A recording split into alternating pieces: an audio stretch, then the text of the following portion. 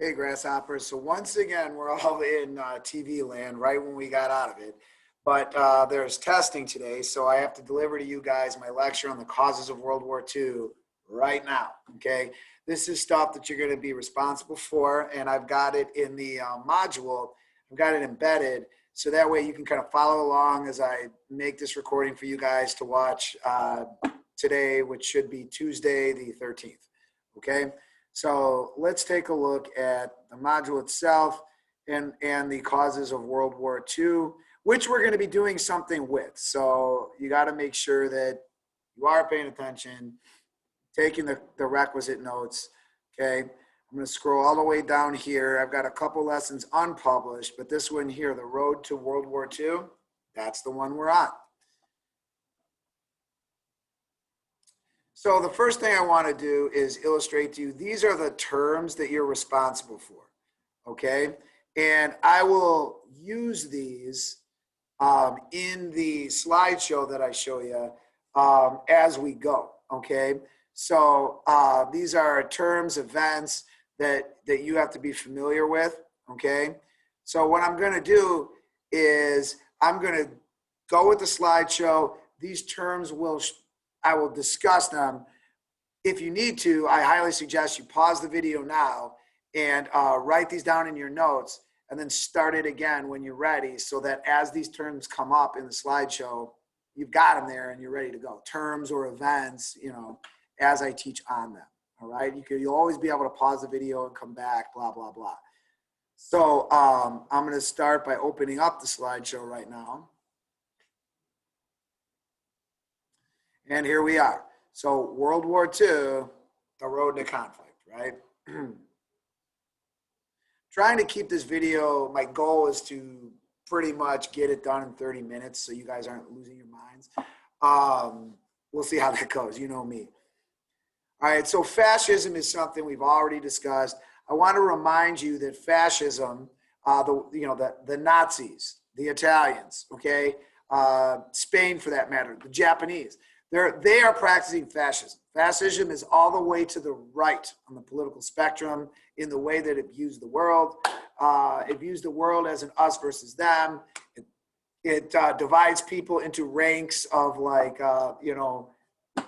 who is superior and who is not. It's a single party state. It's all the stuff that we've already talked about. And communism is all the way on the left, right? Fascism and communism are going to be enemies during World War II, which is going to be important because I'm going to be talking more about that this week as the war starts to unfold. So Benito Mussolini, already know about him, don't really need to go over this anymore except to show you that that's what he looked like. I mean, if you look at me, you look at Benito, you look at me, you look at Benito, right? And he is Italian. But he comes to power in 1922. All the tactics we've already talked about. So we know this guy. We also know this guy. So we've read from his writings, you know, Adolf Hitler, all the stuff in here about his anger that had built up over Germany's failure in World War I, which he's going to blame Jews for. He's going to blame communists for. He's going to blame everything but the German people for it, like the Aryan German people that he loves. We've also read excerpts already from Mein Kampf. So this is kind of a review for you that, you know, Mein Kampf is that propaganda. It gets copied and distributed, right? So we know what Mein Kampf is all about, and it is the basis for Germany's race policies, okay? So here's where I want to use the term Übermenschen. So I'm going to go back real quick. Here you go. Übermensch. And Übermensch is translated loosely as superhuman or supermen, okay? It came out of the kind of secular atheist philosophical movement that Germany had gone through in the late 1800s, early 1900s. That at one point, like, human beings would evolve beyond what they are now, and there'd be a superhuman race. And what the Nazis basically thought they could do is they felt they could make that happen. Like, it wouldn't, rather than waiting for a natural process or whatever, they would just make it happen by eliminating what they saw as the elements that were contributing to the downfall of the human race, right? Like if we just get rid of those, then we'll be able to transcend and become a super race, okay? And so for them, the Nazis, that was Aryan Germans, okay? They'll just get rid of Jews and homosexuals and people of color and Slavic groups like Polish people, Ukrainians, Russians, those who don't die in the war that the Nazis are planning on starting are going to serve as slaves for the superhuman race, i.e. the German people, when the war is over. That's their plan, okay? He starts rearming Germany. Hitler does at this time. We've already looked at the ways that the Nazis started to come down on the Jews, and then Hitler is going to provide jobs by rearming Germany, even though he's not supposed to under the Treaty of Versailles, and that's going to make him very popular to his people, right? You're providing jobs. Now, part of that is he's taking jobs away from the Jewish population and giving them to Aryan Germans, but he's also building weapons, Hitler is, that he's not supposed to be building, and it's a violation of the Treaty of Versailles. It's also providing jobs, right? If you're in the military or you're in factories preparing weapons for the military, you're employed. And that's popular at a time when everybody else is going through the Great Depression. In 1936, the Nazis are ready to show off their superhuman race in the Olympic Games of 1936. Many of you are aware that a black man by the name of Jesse Owens beats all of his supermen in track and field, right? And it's a bit of an embarrassing moment for the Nazis that they're going to pass off as like, wow, everybody knows that black people are more athletic type of a thing, right? He's going to say that to try and save face. But the reality is, it was kind of an embarrassing moment there in the 1936 Olympic Games when Jesse Owens just like, basically shows the Nazis what's up, okay? Now, after this like display of Nazi superiority at the Olympic Games, Adolf Hitler and the Nazis are then going to start putting together their plan for world domination, okay? Or at least European domination. And here's where we're going to bring in the word Lebensraum, okay? Lebensraum means living space. It's like directly translated as living room, okay? But living space. And the belief is essentially that because the Germans are the superhuman race, right? They have the right to expand and get more territory and take it from all the lesser racial groups, right? And this is going to include like Poland and Russia and Ukraine and Serbia or whatever. Like they're considered, the Slavic groups are lesser than the Germanic ones, right? And so Lebensraum is this belief that you need to expand to, because as a superhuman race, you need the elbow room, you need the living space, okay?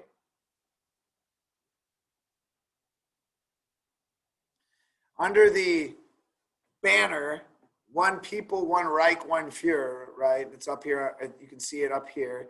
Ein Volk, ein Reich, ein Führer. The Germans start to march in the territory unexpectedly, right? All this had been done in the secret. There was a Great Depression going on that had everybody like distracted. And so all of a sudden the Germans appear on the scene and they're marching into areas they're not supposed to, totally violating the Treaty of Versailles, which Adolf Hitler will then come to basically describe as a scrap of paper. That's like the description he uses for the Treaty of Versailles. He just kind of like dismisses it at this point. In 1936, the Germans march into the Rhineland, which is a sliver of ground between Germany and France that they're not supposed to be in. It was supposed to be patrolled by the League of Nations, and instead, the Germans just march right in there. Not a shot fired. In 1938, I actually showed you a video that included this. The Germans are just going to march into Austria, right?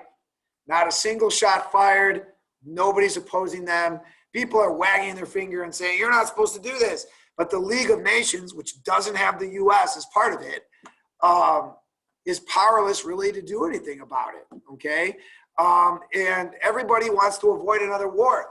You know, it's only been 20 years since the previous war ended. And so people still remember that war. There are still people alive. There's a whole generation who's still alive from that previous war. And so nobody wants to start another war. So Hitler, Mussolini, the Japanese, they're all taking advantage of that. Hitler has an eye on Czechoslovakia, all right? Czechoslovakia, which if you guys remember, was carved out of the Austrian Empire and Germany after World War I because of self-determination, okay? Hitler has an eye on Czechoslovakia.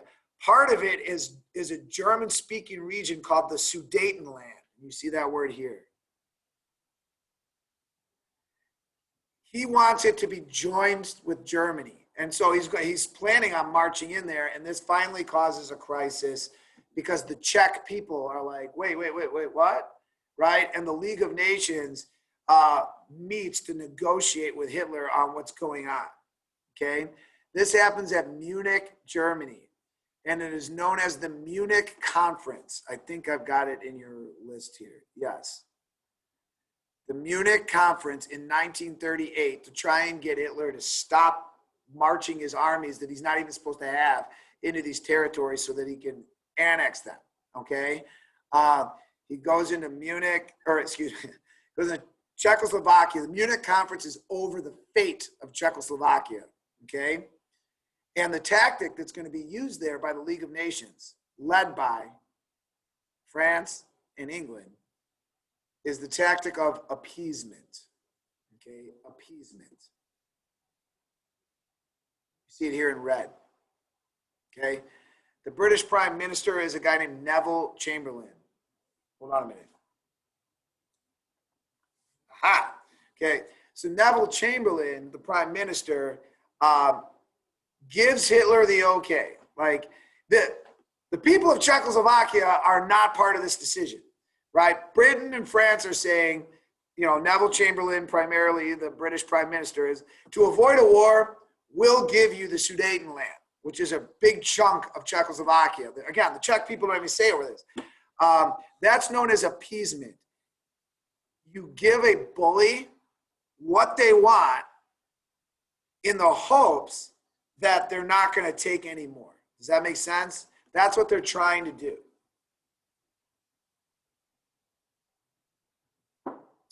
Adolf Hitler makes a promise that he won't try and grab any more land after the Munich Conference. Neville Chamberlain returns back to England, trying to put himself out there as a hero. Look, I avoided a war. I made a deal with Der Fuhrer in Germany, right? Adolf Hitler promised me that if we just give him this piece of Czechoslovakia, he won't take any more, right? And then in 1939, March, the Germans annexed the rest of Czechoslovakia. They just take the rest of it. And now Neville Chamberlain looks like a fool for trusting Adolf Hitler. And the British Parliament holds what is known as a vote of no confidence, okay? Meaning Parliament votes that Neville Chamberlain is no longer trustworthy as a prime minister if he could get duped by Adolf Hitler that badly. And so they vote a new guy in, and that new guy will be the one you're all familiar with, Winston Churchill, okay?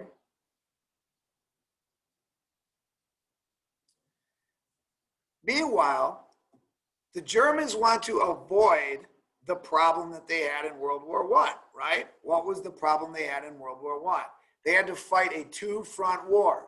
In World War I, the Germans had to fight the Russians, and they had to fight the French and everybody else.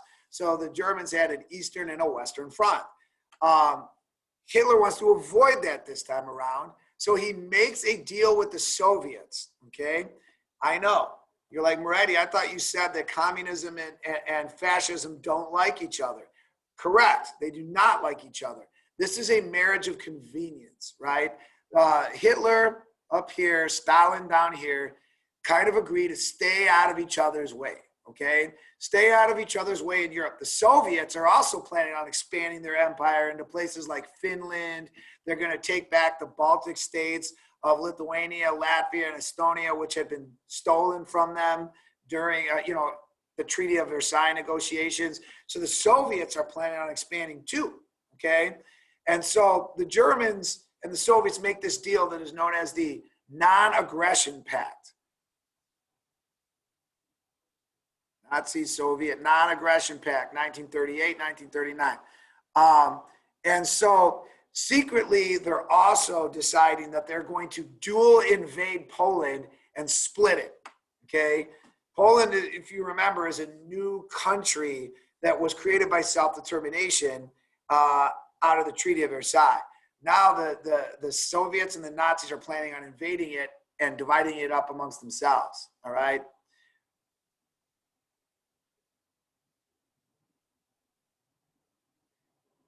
I say it's a secret agreement, but it's not really secret. The British and the French know exactly what's up. They know that Poland is the target because Britain and France are the reason why Poland exists, right? They were the ones that pushed for it, self-determination, Treaty of Versailles, blah, blah, blah.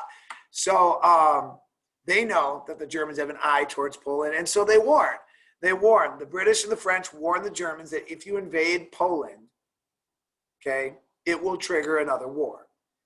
And in September of 1939, that's exactly what happens. The Germans invade Poland, and that triggers another world war. Okay, the invasion of Poland in 1939 starts World War II in Europe. The Japanese have already started World War II in Asia, but this is what starts World War II in Europe. And the Soviets and Germans come in, they gobble up their territory, they cooperate together, hunting down Jews that could be sent to German concentration camps. They cooperate together to take Polish members of the military, like high-ranking members of the Polish military, out into the woods and just shooting them, right? And just executing them, right? It's all the way bad. The Germans and the Soviets at this point are cooperating together to get rid of any resistance in Poland, okay? Terrible. And after the invasion of Poland, there's a period of lull in the war that is known as the phony war period, where everybody just kind of like, okay, war's been declared, what's going to happen next? And nobody does anything for several weeks. In fact, you could argue that the British and French missed out on opportunity by being so passive in those weeks after the invasion of Poland. But then, with speed and audacity, the Germans invade France, okay? And that's where it really, really, really gets everybody's attention. Between April and June of 1940, the Germans are going to, the term will be blitzkrieg, which is a term I'm going to go into later, but they're going to send their military into France, and they're going to win. They're going to capture Paris in the summer of 1940, and they're going to get Denmark, Norway, Luxembourg, the Netherlands, Belgium, right? They got them all, right? They're going to, the Germans will successfully, using multiple elements of their military at the same time and using speed and audacity, they're going to invade and overwhelm all of Western Europe. And that's really going to get the attention of the United States overseas. Like, we had been sitting in a period of isolationism, is the term. Hold on a minute. Let's go back to our list of words. We just talked about the invasion of Poland. We just talked about the invasion of France. America at this point had been isolationist, just like we were prior to World War I. We have a Great Depression going on, and we are distracted by that. And there's no desire to send our people to Europe to fight a second world war at this point. But when the Germans successfully take France, something that they had not been able to do in 4 years of World War I, they're able to do in 6 weeks in World War II. And that shocks everybody. Like, Hitler's not supposed to even have an army, and now it's dominating all of Western Europe. Shocking. All that's left is Britain, because the English Channel is too tough to get across, okay? Adolf Hitler puts together a plan to invade the British Isles, known as Operation Sea Lion, to go in and cross the English Channel and invade England, right? The problem is Britain's Navy. And so Adolf Hitler is going to send his Air Force, his Luftwaffe, to try and soften up the British people or bomb them into submission, okay? And so he's going to fly planes. The Germans will fly planes over the English Channel, bombing British cities. And this becomes a desperate fight that will be known as the Battle of Britain. I think it's in your, yeah, right here in 1940, the Battle of Britain.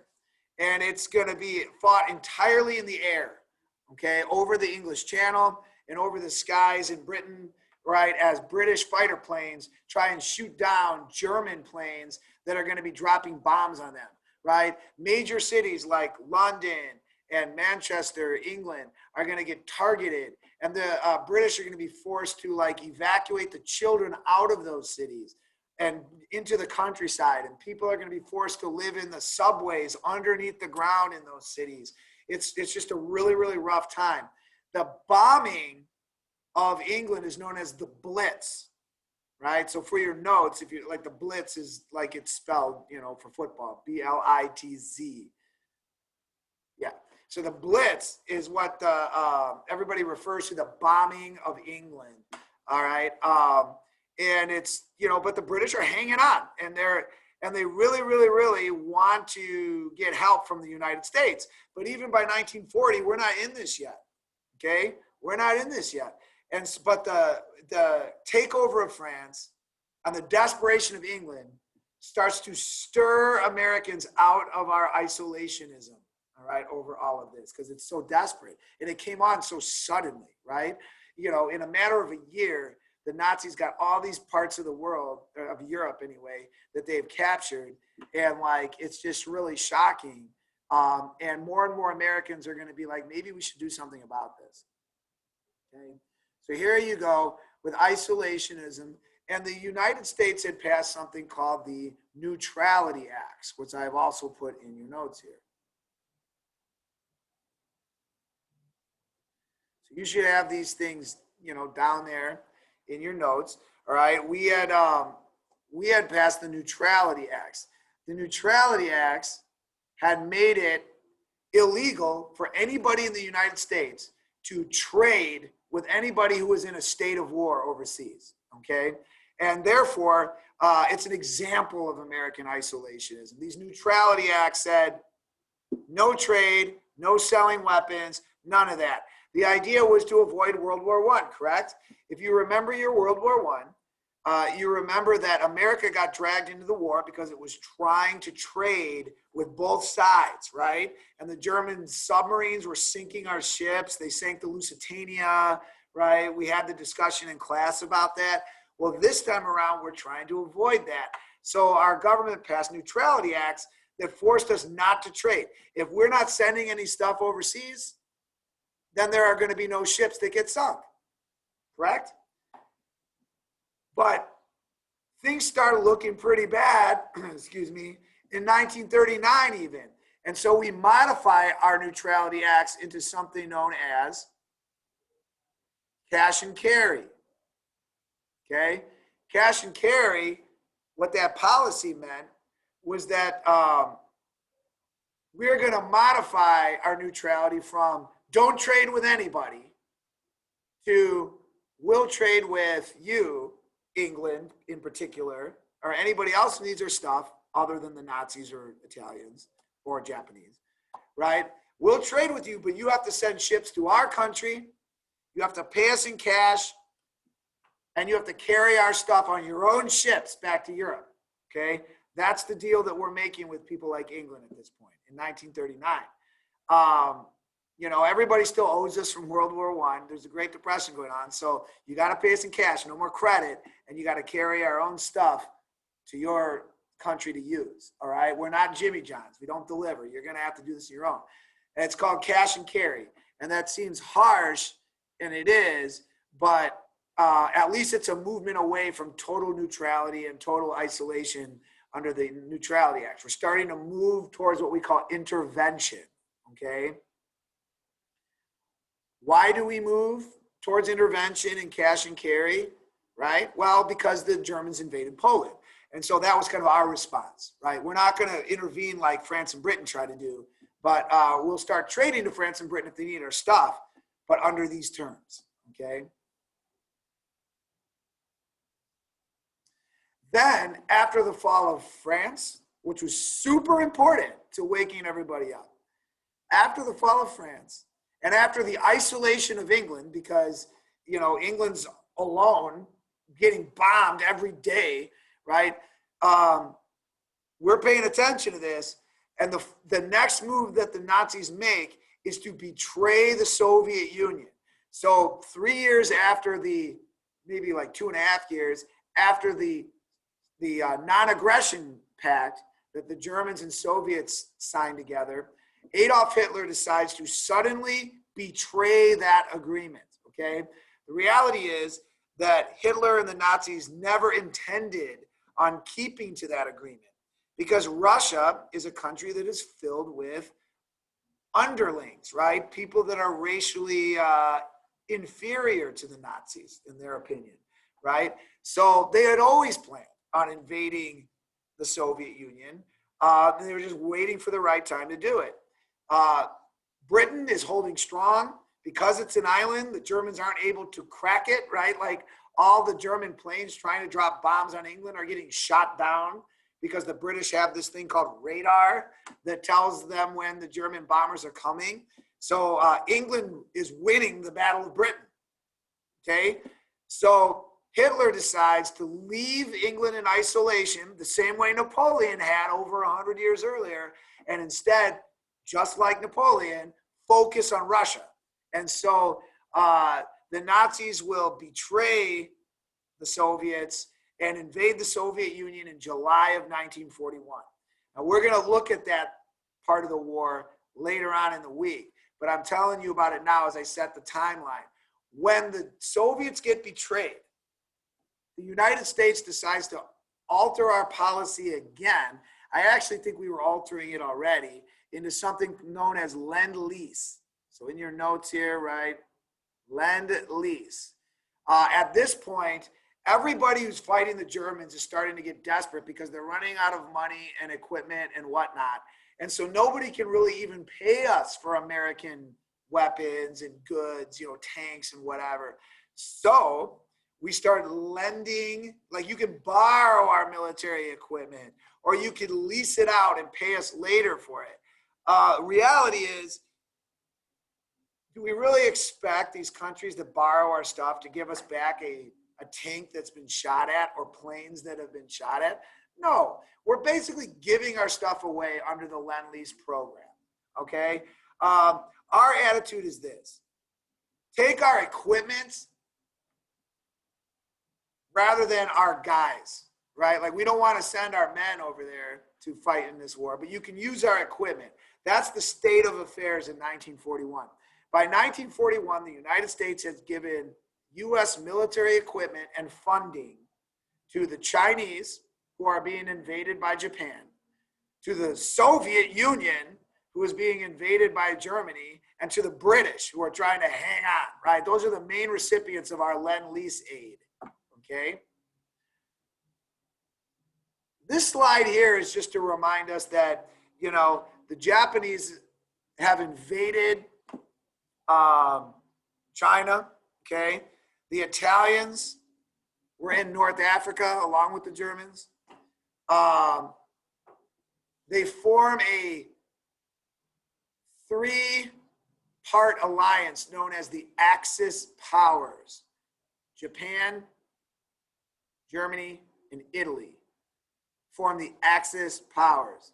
The Allied powers are the Soviets and the British at this point.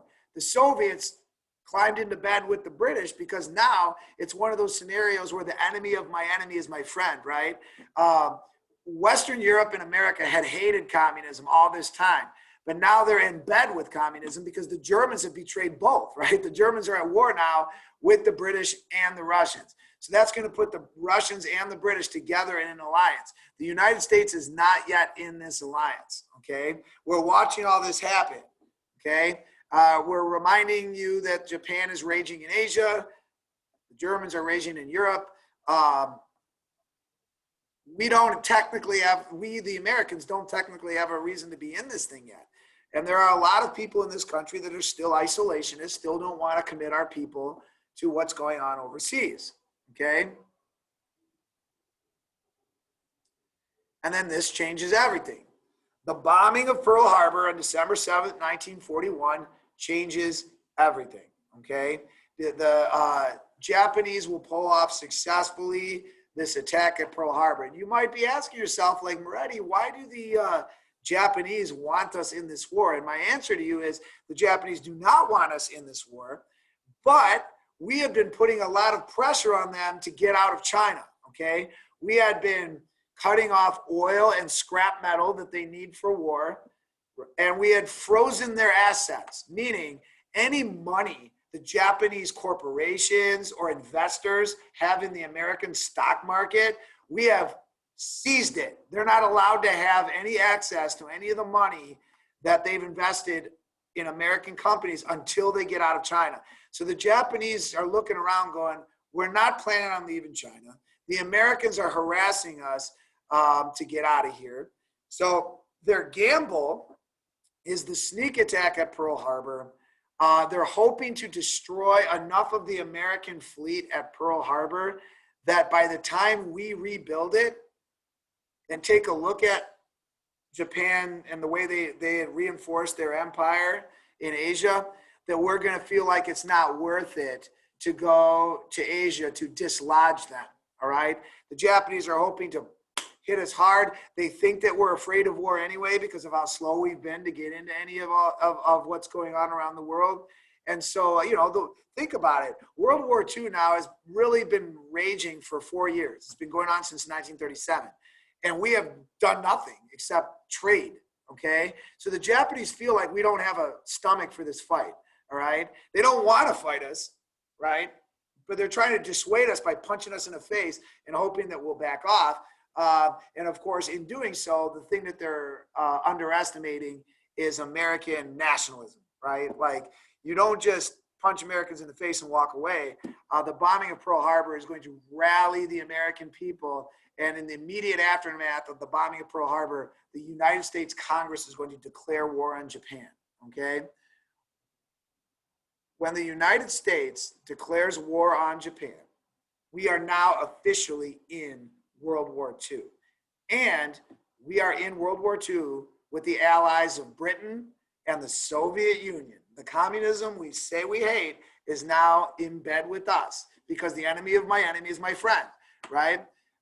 We are all fighting the Nazis and we're all fighting the Japanese, which leads me to my kind of last moment here. How did we end up in war with Germany, right? Like, Japan bombed Pearl Harbor, so we understand that.